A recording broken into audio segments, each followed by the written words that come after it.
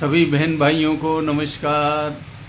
चिर युवा राहुल गांधी कई दिनों से जिस एटम बम का हवाला दे रहे थे कि मेरे पास एक एटम बम है, वो आखिर उन्होंने फोड़ ही लिया। लेकिन उसका क्या प्रभाव होगा ये आने वाले दिनों में पता चलेगा। उन्होंने कर्नाटक की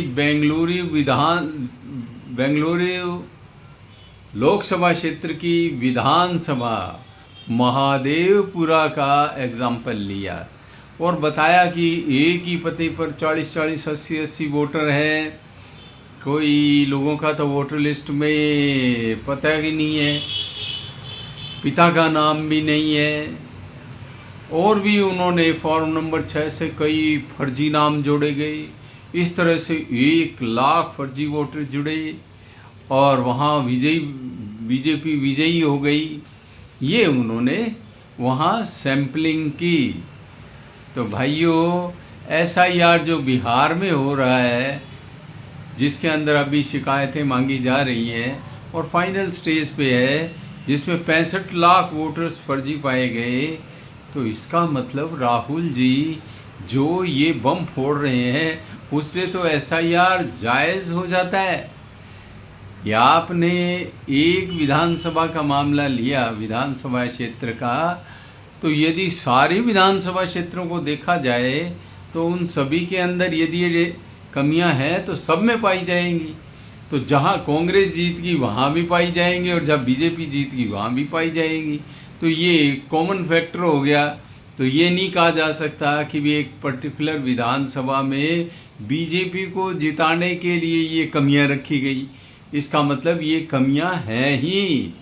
बहुत से वोटर इधर उधर चले जाते हैं और कईयों की डेथ हो जाती है, घुसपैठिए आ जाते हैं। और ये भी नहीं कह सकते कि कर्नाटक में घुसपैठिए ना हो, वहाँ भी कुछ न कुछ तो होंगे। ये बात अलग है कि बंगाल और बिहार जितने घुसपैठिए नहीं हों, लेकिन घुसपैठिए वहाँ भी हो सकते हैं। तो जो फैक्टर्स बिहार में लागू होते हैं और SIR को जायज़ साबित करते हैं, वही फैक्टर कर्नाटक में भी लागू होते हैं। ये जो वोटर लिस्ट का रिवीजन वगैरह होता है, इसके लिए मशीनरी इलेक्शन कमीशन की नहीं होती, उसी राज्य की होती है। वहीं के एम्प्लॉइज से काम लिया जाता है, वहीं के ऑफिसर से काम लिया जाता है। तो कर्नाटक में जब ये हुआ तो किसकी सरकार थी, और इसी प्रकार अन्य अन्य राज्यों में जहाँ ये कमियां पाई जाएंगी वहाँ किस किस की सरकारें थी।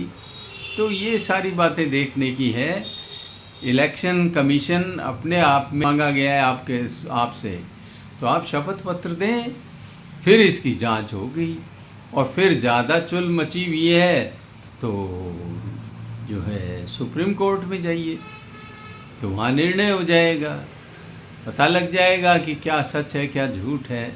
और इससे तो आपने जो ये डाटा दिए हैं उससे तो SIR वाजिब है, पूरे देश में होना चाहिए, ये बात सिद्ध होती है।